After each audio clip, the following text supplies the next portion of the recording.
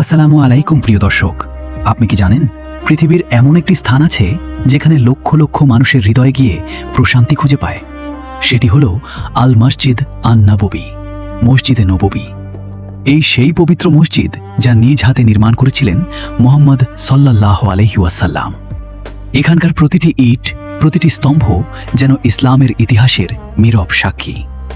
মসজিদে প্রবেশ করলেই মনে হয় পৃথিবীর সব ব্যস্ততা আর দুশ্চিন্তা কোথায় যেন হারিয়ে গেছে। আর এখানেই রয়েছে বিখ্যাত রিয়াদুল জান্নাহ, যে স্থান সম্পর্কে রাসূল সাল্লাল্লাহু আলাইহি ওয়াসাল্লাম বলেছেন, এটি জান্নাতের বাগানসমূহের একটি বাগান। কোটি কোটি মুসলিম জীবনে একবার হলেও এখানে নামাজ আদায় করার স্বপ্ন দেখে।